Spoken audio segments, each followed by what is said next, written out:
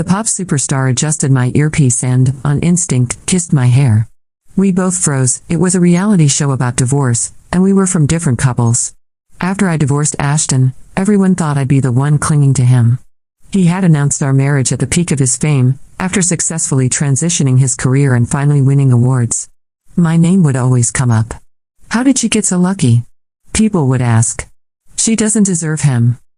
I was the one who asked for the divorce, but he had been waiting for it all along. While he was on set with his co-star Vera, wearing his clothes, using his phone case, pretending to be a couple, I was home flipping through a calendar, waiting for him to come back. My calls were rejected over and over again with the excuse that he was busy. Until one day, I ran into Vera in first class. She greeted me with a beaming smile. "Did you know?" she whispered.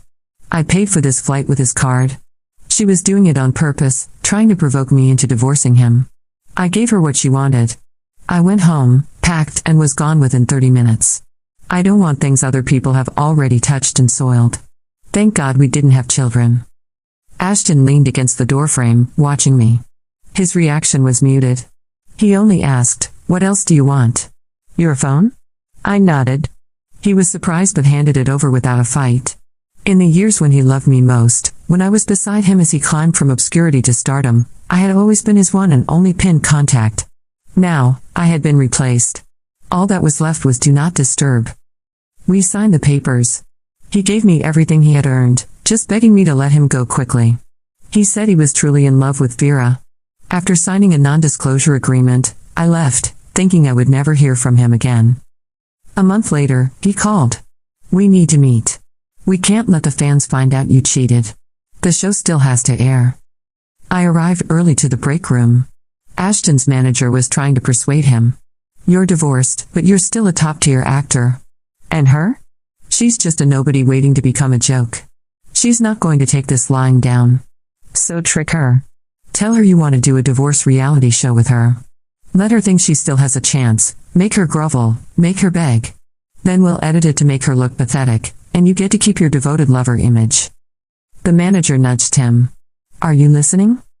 Ashton, legs propped on a low table, lazily playing a game on his phone, grunted. "Yeah. I'm telling you, snap your fingers and she'll come crawling back like a grateful puppy." In the meeting room, Ashton toyed with his phone. With one hand, he said a few simple words and I agreed. "I'll do the show." He looked into my eyes, hesitating. "Are you really that desperate for me?" He was so confident, so easy to fool. I lowered my lashes. "Yes, Ashton," I whispered. "Is there still a chance for us?" His gaze turned cold. He looked away. "We'll see how you perform," he said. "But the premise of the show isn't what you think." The show was timed to air alongside the broadcast of his new drama with Vera. It was all meant to promote their on-screen romance. The theme was try a different lifestyle, see your marriage's flaws. Vera would be in a room with Ashton. I'd be paired with Vera's husband, Cole. Cole had shot to fame at 19 with a single drama, swept every award, then retired to get married. Ashton's rise had come on the heels of Cole's. His face was 70% similar to Cole's, and people never let him forget it. Rumors said Vera and Cole lived apart after marriage, that she loved him, but he didn't love her back. The location was a hot spring resort. 2 rooms, separated by a wall. A live broadcast. An observation room for the cast. A live comment feed for the audience. OMG, Ashton and Vera are in the same room on a divorce show. They're playing with fire. They have insane chemistry. I've always said Ashton and his wife were over. He used to love her, but she dragged him down. Staff fitted Ashton and Vera with heart rate monitors. Once your heart rate hit 70, you can leave the room. Everyone thought it would happen immediately, but both their heart rates stalled at 68. Off camera, they had already done everything. On camera, they were too careful, afraid of revealing too much. Vera is so polite she barely moves. "Ashton, don't hold back. We support you." Vera sat by the door. Ashton stood on the balcony, from where he could see into part of my room. Cole hadn't arrived yet. I was alone, wearing my heart monitor. A knock. A tall man in a baseball cap stepped in, rain-damp bangs, smelling of hot spring mist. "My first love." No hate, but the comparison is brutal. "You need to put this on," I said, handing Cole the other heart rate monitor. Ashton hated being compared to Cole. Once, in our first year of marriage, we walked past a giant Cole billboard. I paused to look. Ashton pulled my hat over my eyes and muttered, "I knew you liked his type." Now, from the balcony, Ashton watched as Cole entered and shut the door. Watched him put on the monitor. He wasn't worried. Cole and Vera were in a contract marriage. Cole didn't even like Vera. Why would he care about me, someone Ashton had thrown away? But Ashton didn't stop watching me. "Hello, Chloe," I said, holding out my hand. "I'm Chloe Taylor." "Cole," he replied, taking it. A second later, the monitor shrieked. Cole's heart rate had spiked. But his face was calm. "It's broken." We replaced it. The new one worked fine. Ashton and Vera played their little games, surpassed 70, and left the room early. Cole and I remained. His heart rate stayed at 25. I asked the staff member, "Do we have to stay overnight?" Cole overheard and stood, his gaze distant. "It counts as a failed mission. You can leave in an hour," the staffer said. We were the last to leave. What a failure. Zero chemistry. Get them off the show. Backstage, Ashton stood watching Vera's interview, then turned to me. "Did you think Cole might actually like you?" he asked suddenly. I tried to walk away, but he blocked me. "What am I going to do, Chloe? Divorcing you might have been my best decision." Someone passed by. He straightened up, acting again like the heartbroken man. After her interview, Vera walked over to me and took my hand. "You should cherish Ashton. He really loves you." The red string on her wrist caught my eye. I'd seen it before, on our wedding anniversary, at a temple, after a minor car accident Ashton had. I prayed for his safety. When I opened my eyes, he was buying a red string. I thought it was for me. He said it was to calm my nerves. Now it was on Vera's wrist. "Stop being difficult," she added for the cameras. "More than anything, I want you two to be happy." I said nothing. Neither of them knew. I joined the show for a different reason. When I closed my eyes at that temple, I hadn't prayed for Ashton. I was already thinking of someone else. The show filmed on weekends. During the week, I returned to my old career, trying to reclaim my job as a talent manager. Cole and Vera were divorced. My old boss told me Cole's 10-year contract with her father's company had ended. He was starting his own studio. I found Cole at a photo shoot. His silhouette was sharp and untamed, a face made for the screen. He was harder to approach than I thought. I waited outside. Eventually, his assistant came out. "Sorry, Miss Taylor. He's unavailable today." Later that night, my car broke down. It was raining, past 11, and I was alone on the roadside. A black minivan pulled up. The window rolled down. "Miss Taylor, get in." Cole was asleep in the back, a baseball cap low over his face. His long legs folded awkwardly in the cramped space. The scent of pine filled the van, familiar from that moment he held my hand. "Miss Taylor, I'm grabbing something at the gas station. Want anything?" "Just call me Chloe. I'll come too." No, he said, waving and stepping out. The door closed. Just us. No cameras. The dim light flickered. His breathing felt close, like it brushed my ear. I looked out at the blue glow of the convenience store. Once, in a supermarket, I told Ashton that Vera was beautiful. He'd responded flatly, "She's okay." But okay had been enough for him to stay away from home all those nights. Later, I learned Vera was his first love. They'd broken up before his fame. He never forgot her. That day in the supermarket, he changed the subject. "Sweetheart, you never dated anyone before me?" "No," I had said. At least, that's what I told everyone. In the van, a long leg kicked me. Playfully. Not by accident. Mischievously. I didn't react. "Chloe Taylor," a husky voice said from the backseat, drowsy and teasing. "Long time no see." The next morning, the producers called a meeting. They wanted to change the pacing. "The audience thinks Chloe and Cole are boring. We need sparks. We need conflict. We want Chloe to start doubting her divorce. Get her to look back at her marriage with longing. Have her linger at doors, have her eyes flicker toward Ashton." I sat silently in my chair, watching them plan my humiliation like a storyline. Cole, seated to my left, had sunglasses on despite being indoors. He said nothing. When asked for input, he just shrugged. Ashton and Vera's segment is lighting up the live stream. The tension, the subtle touches, the emotional history, it's addicting. And Chloe and Cole? One assistant asked hesitantly. Flat. They look like co-workers forced to share a cab. No chemistry. No story. Everyone turned to me. I raised my chin. You wanted reality.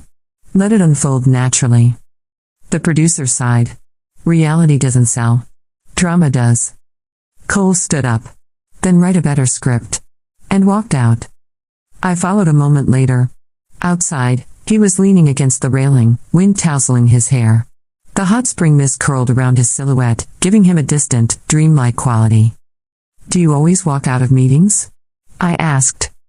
When they stop being useful, he replied. I studied him. Why did you agree to this show? He looked at me, his gaze unreadable. I wanted to see what kind of woman Ashton threw away. That silenced me.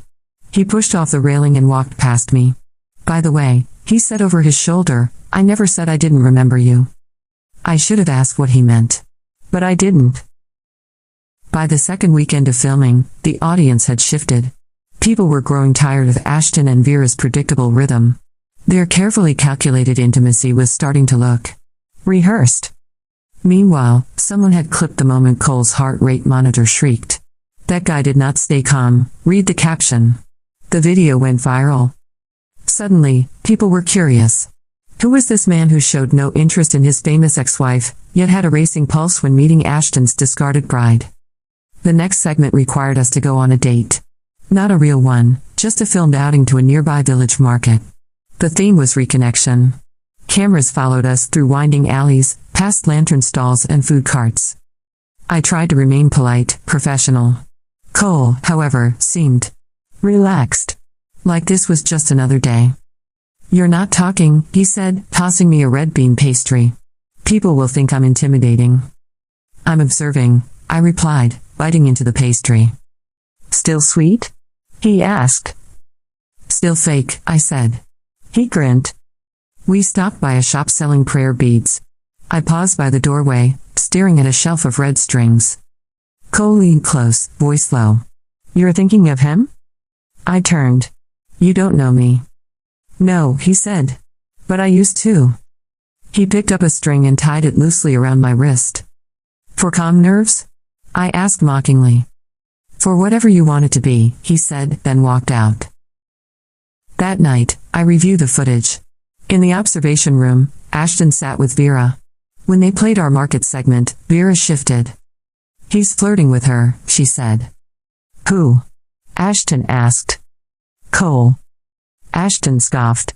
Cole doesn't flirt. He isolates. If he's talking to her, it's only to provoke me. Vera glanced at him. Is it working? He didn't answer. By the third week, something had changed. The audience could feel it. The tension wasn't between Ashton and Chloe anymore. It was between Ashton and Cole. Comments flooded in. Did y'all see Ashton glare at Cole like that? Cole is playing the long game. This is not a divorce show anymore, it's a revenge arc. The producers leaned in. Keep it going, they told me privately. If you can get Cole to open up on camera, about his divorce, about Vera, it'll break the internet. I nodded but made no promises. The next segment was emotional reflection. Each couple would write anonymous letters to their ex. The twist? The letters would be read aloud by the other party on camera. I stared at my blank sheet for an hour. In the end, I wrote only one line. I am not sorry you left. I'm sorry I stayed so long. I knew he would recognize my handwriting. I wanted him to. When Ashton read it, he went quiet. Vera looked at him, trying to read his reaction. The camera zoomed in on his face. No emotion. But later, when he passed me backstage, he whispered, that letter. You still don't get it, do you? I left because I thought it would make you chase me. You overestimated yourself, I replied calmly. He paused. And you underestimated Cole.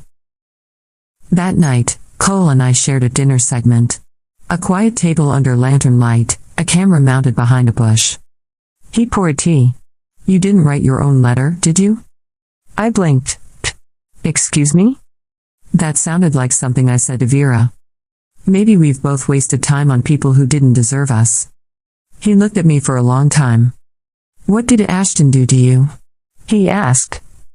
Same thing Vera did to you, I said. For the first time, his eyes softened. 2 days later, I got a call from a tabloid. We heard Cole and Chloe are dating. Can you confirm? I froze. No comment. It spread anyway. The hashtags exploded. Hashtag Choli, hashtag cold-hearted love, hashtag revenge.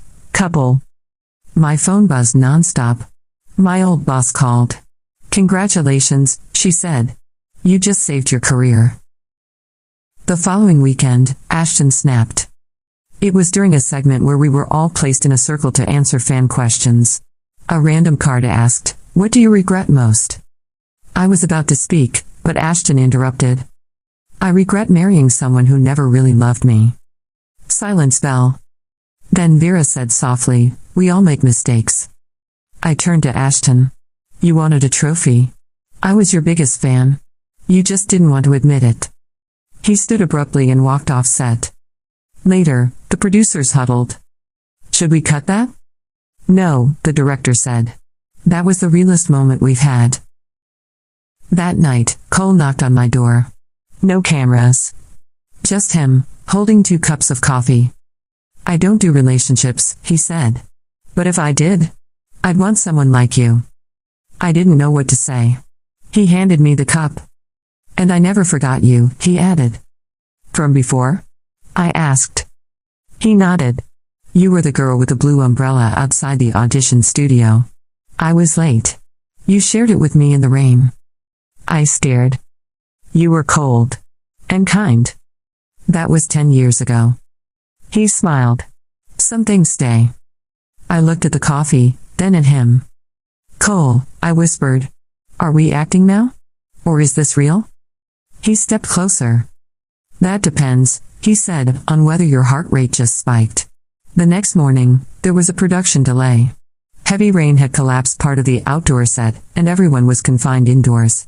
Cameras were temporarily disabled due to technical issues, and for the first time since filming began, we were left without eyes watching our every move. Cole found me in the hallway, sitting on the floor with a mug of instant coffee, watching water streak down the glass. He leaned against the wall and slid down beside me, his shoulder barely brushing mine. "You okay?" he asked.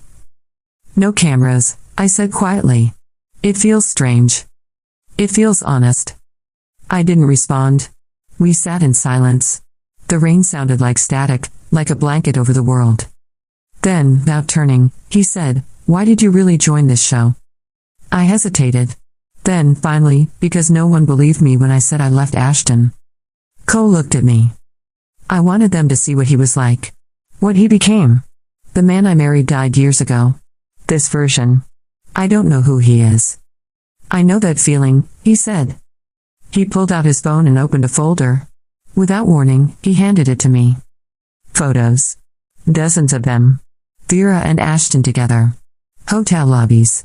Airports. Late-night cafes. Most of them dated from long before Ashton and us separated. "She was never faithful," Cole said flatly. "Not to me. Not to herself."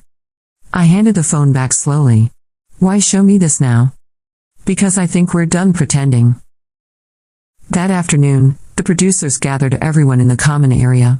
The host, a well-known talk show celebrity, smiled too wide, her teeth too white. "We've decided to change the format," she announced. "From now on, each couple will compete in daily challenges to test their connection. The winners get private time, alone, without cameras. The losers get a group therapy session." Ashton laughed. "You mean public shaming?" The host's smile didn't falter. "Exactly." The first challenge was a memory test. We were asked to recall moments from our marriages and write them down. The twist? Your partner had to write the same answer. Only matching answers earned points. Ashton and Vera scored 9 out of 10. Cole and I scored 3. The audience roasted us. 3? They really are strangers. Ashton and Vera are soulmates. Why are Cole and Chloe even here? But what the audience didn't know was that Cole and I had answered honestly. Ashton and Vera? Their answers were rehearsed, scripted during off-camera hours, timed to perfection. After the challenge, Vera passed me in the hallway and whispered, "Do better." I stopped walking. She turned around. "You think this is a game. But I've been playing it longer than you've been aware." I narrowed my eyes. "That's the problem. You've never stopped playing." She smiled. "That's why I'm winning." Later that evening, in the observation room, the producers reviewed clips. "Cole and Chloe have potential," one said. "If we can push the right buttons." "They're real," another added. "But real is boring unless we turn up the pressure." Someone suggested a scenario, an overnight storm cutting power, forcing couples to share tight quarters. "It's fake drama," the lead producer said, "but if we're lucky, we'll get something raw." That night, power was cut. A staff member knocked on my door. "Sorry, Miss Taylor. We need to move you and Mr. Cole to the West Building. Your heaters are out." I sighed and packed my bag. When I arrived at the West Building, Cole was already there. A single bed. A tiny heater buzzing faintly. A window rattling from the wind. He raised an eyebrow. "Convenient." I dropped my bag. "Let's just survive the night." He handed me a blanket. "You can take the bed. I'll use the couch." "You'll freeze." He smirked. "So will you?" In the end, we both sat on the bed, wrapped in separate blankets, backs against the wall. The wind howled. The lights flickered, then died completely. Only the red glow of the emergency light remained. "I used to imagine what it would be like," Cole said suddenly. "What?" "To love someone who loved me back." I looked at him. He turned his head. "You ever think about what you deserved?" I hesitated. I used to want the fairy tale. I thought I got it. Famous husband, red carpets, whispered admiration. But fairy tales lie. "What do you want now?" I closed my eyes. Peace. At some point, I fell asleep. When I woke up, I was under a blanket, lying flat. Cole was beside the bed, watching the door. Something in his posture was rigid. "What is it?" I asked. Someone tried the door. Twice. Then ran. We both knew what that meant. They were trying to manufacture scandal. Cole didn't move. "We need to be careful." I nodded. "They want to twist everything." He looked down at me. "Let's give them nothing to twist." The next morning, a rumor exploded online. Someone leaked a blurry photo of us inside the West Building. It looked intimate. It wasn't. Charlie confirmed? Cole finally moving on? Ashton is losing his mind, LOL. At breakfast, Ashton slammed his tray onto the table and sat across from me. "What are you doing?" "Eating." He leaned closer. "You think this will end well?" "Him? He disappears every time it matters." I calmly stirred my tea. "You disappeared too. Just more slowly." Vera joined us. "Let's not turn this into a sideshow." Ashton stood. "It already is." Later that week, the final challenge was announced. A compatibility test. Heart monitors, sweat sensors, and lie detectors. The goal? Answer questions truthfully. If your body reacts, you fail. Cole and I were up first. "Do you trust her?" the host asked Cole. He looked at me. "Yes." "No spike." "Do you love her?" He paused. "No," he said. The monitor stayed steady. My heart didn't. Then it was my turn. "Do you miss Ashton?" "No." Steady. "Do you think you and Cole could be real?" I looked at Cole. "Yes," I whispered. The monitor beeped. Spiked. The room fell silent. The host smiled. Interesting. After filming, I found Cole on the balcony, staring at the horizon. "About the spike," I began. He held up a hand. "It's okay," he said. I stepped closer. "No. It's not." He turned. "Do you want this to be real?" I hesitated. "Yes," I said. "But not here. Not like this." He nodded. "Then let's end this show." The next morning, we both told the producers we wanted to leave. They panicked. "You can't just quit." "We can," Cole said. And we are. I added, if you air manipulated footage, we will sue. The legal team tried to scare us. They failed. We walked away. Hand in hand. The world would keep talking. But the story was no longer theirs to control. It was over. At least, the show was. We left the set without a goodbye scene, without a final confession or a dramatic last edit. There was no emotional piano soundtrack behind us as we stepped through the gates of the filming compound. Just silence, cold wind, and the faint hum of the industry trying to erase us. The moment the doors closed behind us, Cole exhaled like he had been holding his breath for years. He looked over at me and asked, "Do you want to disappear?" I nodded without hesitation. We took the first flight to anywhere that would not recognize us. It ended up being a quiet coastal town where no one watched reality television, and the most exciting thing in the local news was a seagull that had learned how to open snack stalls. The hotel we checked into was old, smelling faintly of salt and wood polish. The clerk did not blink when we gave fake names. He just handed us the keys with a tired nod. The room had 2 beds. Cole dropped his bag on one and immediately collapsed backward onto the other. "So," he said, eyes on the ceiling. "Now what?" I sat on the edge of the bed, staring at my hands. They were trembling slightly. Not from fear. From the weight of freedom. "I think," I said slowly, "we start over. But not together. Not yet." He turned his head toward me. "I am not ready," I admitted. "I want to be. But I have too many pieces still scattered." He did not look disappointed. Just quiet. Understanding. "Fair," he said. We spent the first few days not talking about the show. Not talking about Ashton or Vera. We bought local fruit from old women at the market and walked barefoot on the beach. Cole wore sunglasses constantly, and I tied my hair up in a messy knot, hoping no one would make the connection. It worked. People thought we were just another quiet couple trying to enjoy a cheap vacation before the summer ended. On the 3rd morning, we were having breakfast at a small cafe when I saw my name on a tabloid cover. I turned the magazine around, but it was too late. Cole had seen it. "Let me guess," he said. "Ashton is heartbroken and seeking comfort in Vera's arms." I laughed bitterly. Close. Apparently, I broke his heart and ruined his chances at a comeback. The show is trying to re-edit the footage to make me the villain. They are going to find it hard to fake what never existed, he said, sipping his coffee. Not that hard, I replied. People believe what they want. He nodded. Then stop giving them a version to believe. That afternoon, I received a call from my former boss. She had heard about my departure from the show. They want to offer you a slot, she said. Talent management. Quiet, behind the scenes.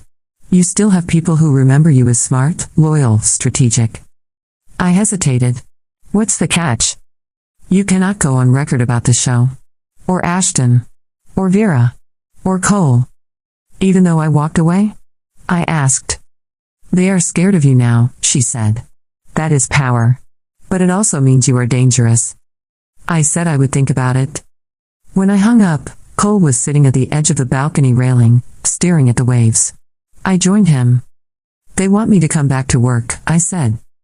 Are you going to? He asked. I want to be something outside of all this again. But I hate that I have to act like none of it happened. Cole looked at me. Then don't. Make something new.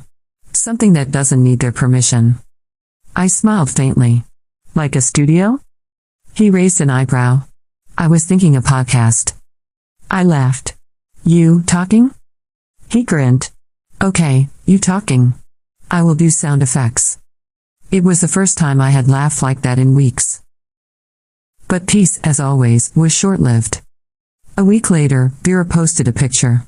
It was staged like every post she had ever made, soft lighting, flawless skin, perfect angle. But in the background, blurry but unmistakable, was Cole's baseball cap. The same one he had worn when we left. The comments exploded. Is she with Cole now? Chloe got dumped again? Vera wins again, as always. I stared at the image for a long time. Then I called Cole. He answered immediately. Where are you? I asked. Still here, he said. Just went for a walk. Have you spoken to her? He was quiet for a beat too long. She called, he admitted. She said she wanted to apologize. Did she? No, he said. She wanted to stir things. I clenched my jaw. She posted a picture. I saw, he said. She cropped it from an old photo. It is not even recent. She is trying to bait you. Well, it worked, I said quietly. He sighed. Chloe, I am here. I am not with her. I know, I said. But knowing and feeling are not always aligned. That night, I could not sleep. I sat by the window, staring out at the sea, and realized I had been waiting for something. A sign. A confirmation. An ending that felt earned. But real life does not hand out closure in neat little packages. In the morning, I packed my bag. Cole stood by the door, watching me. You are leaving? He asked. Not forever, I said. Just for now. I need to find out who I am outside of all this noise. He nodded. Do you want me to come with you? I shook my head. I want you to stay. Build what you were building. We both need space to become whole again. He stepped forward and held out his hand. Then promise me something, he said. What? Don't let them write your story for you anymore. I took his hand. Deal. Back in the city, things were quieter than I expected. Ashton and Vera had moved on to other PR stunts, their relationship now labeled as deeply misunderstood. Their drama faded from headlines, replaced by newer, louder scandals. I accepted the job offer, on my own terms. I worked in the background, anonymously, focusing on rising talent that had real stories to tell. I did not post. I did not explain. I let the silence speak for itself. And then, one night, I received a package. No sender name. Inside was a single red string. And a photo. Me. Cole. The day we walked off set. Smiling. Unstaged. There was no note. But I understood. He was still watching. Still waiting. 6 months passed. Not fast. Not quietly. But steadily, like waves shaping a shoreline over time. I rebuilt my career in silence. I rejected every interview request, every offer to join another show, every tabloid rumor demanding my response. I lived in a small apartment with no concierge, no private elevator, and no view. But it was mine. The door clicked shut when I locked it, and no one else had the key. That alone felt like victory. Ashton and Vera's fame plateaued. Their drama exhausted the public, and attention drifted to newer scandals. They started arguing online. Passive-aggressive posts, vague accusations, bitter unfollows. The media labeled them a cautionary tale. Too much, too soon, they said. A PR relationship gone stale. I read the headlines with no satisfaction. Only quiet recognition. They were unraveling without my help. One rainy morning, I walked into a quiet bookstore near my building and saw a familiar face behind the counter. She looked up. Chloe? It was May. My former assistant. She walked around the counter and hugged me without hesitation. I have not seen you since the show aired, she said. You look peaceful. I feel tired, I admitted. But that is better than numb. She made tea behind the counter and handed me a cup. Do you still talk to Cole? She asked. No, I said. But I know he is okay. She nodded. He is. He opened his own studio. He is working with indie writers, giving them real chances. It is small but respected. I smiled into my cup. That sounded exactly like something he would do. A few weeks later, I received an envelope. No stamp. No label. Just my name in handwriting I recognized instantly. Inside was a ticket. A premiere. Cole's first independent film. No message. No invitation. Just the ticket. I stared at it for a long time. That night, I stood by the window, watching lights blink across the city. Part of me wanted to rip the ticket in half and stay home. The other part remembered the weight of his hand in mine, the silence we once shared in a freezing room with no power, and the truth we never said out loud. The theater was small. Intimate. No paparazzi. No red carpet. Just people who loved stories. I sat in the back row, in the shadows. The film was not about us. But somehow, it was. The plot followed two strangers who met after both had walked out of toxic relationships. They did not fall in love quickly. They shared silences, mistakes, small joys. There was no kiss. No dramatic music. Just growth. When the lights came up, Cole walked on stage. He looked older. More grounded. His voice was calm as he thanked the team. And then, in the middle of his speech, he paused. "There is one person I want to thank," he said, scanning the crowd. "She is probably hiding in the back, just like she did when I first met her." Laughter. He went on. "She taught me that you can walk away without slamming the door. That you can survive betrayal without becoming bitter. That silence can be louder than any monologue." A pause. "And if she is still listening, I want her to know. I am ready when she is." The audience clapped. I did not. I just stood quietly and left before the lights turned up. 2 days later, I walked into the cafe where we had once talked about starting a podcast. He was already there, drinking coffee, looking out the window like he had known I would come. I sat down. "I saw the film," I said. He nodded. "I saw you leave." "You are very bad at pretending not to notice things," I said. He smiled. "I am done pretending." A long silence. Then, I said, "I am scared." "Me too. But I do not want to keep waiting for life to happen." He reached across the table and placed his hand over mine. "Then let's stop waiting." We didn't move in together. We didn't announce anything. We didn't make promises with expiration dates. We started with Sunday mornings. Walks. Grocery shopping. Films without talking. Tea instead of wine. Silence instead of explanations. It was not perfect. But it was real. And for once, that was enough. Until Ashton called. It was unexpected. The number lit up my screen like a ghost from another life. I answered out of instinct. "Chloe," he said, voice low. "I need to talk." "I don't think we have anything left to say," I replied. "It is not about us," he said. "It is about Vera." I said nothing. She leaked something. About the show. About the footage that was never aired. My stomach turned. "What footage?" He hesitated. "The part where you were crying in the editing room. After they told you they would change the story." I said I did not care. I let them cut it. I remembered now. The night they told me I would be edited as the villain. I cried. I begged Ashton to stand up for me. He looked away. "You let them," I said. "I was afraid," he admitted. "Afraid that if you came out looking good, people would ask why I left you." I was quiet.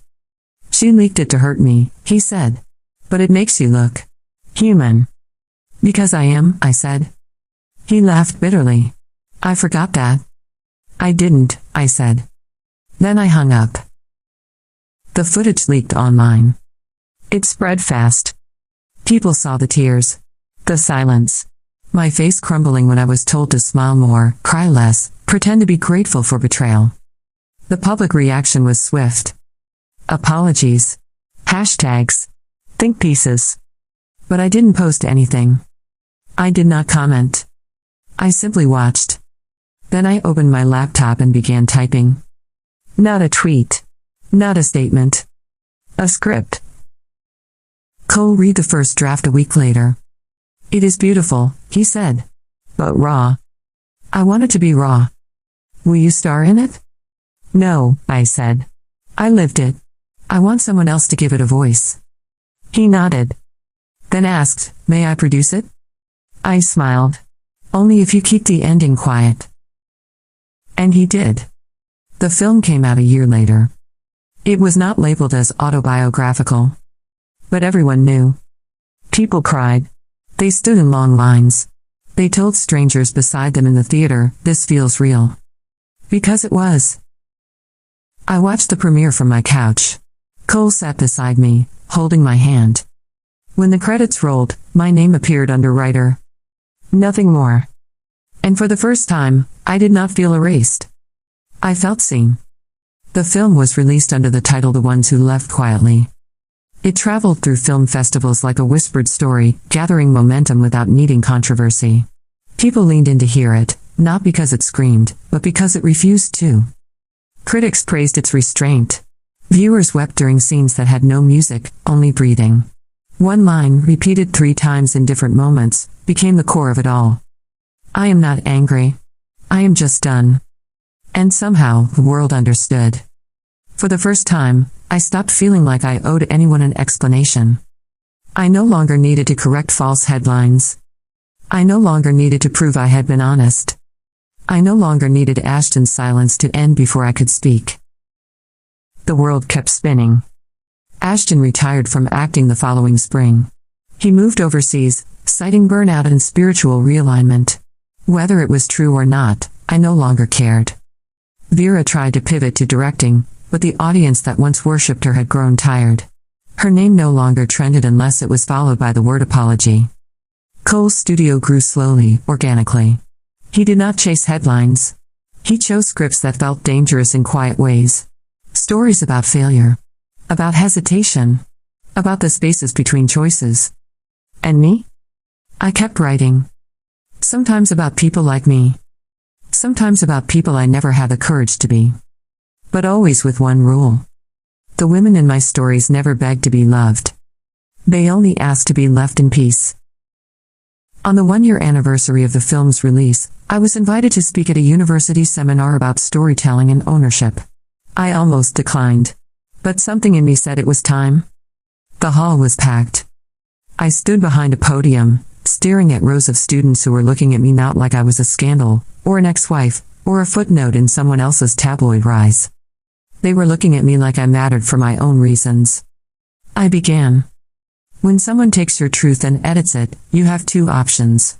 Stay silent and let the story harden without you. Or speak again. Not louder. Just clearer. I paused. For a long time, I thought surviving quietly was enough.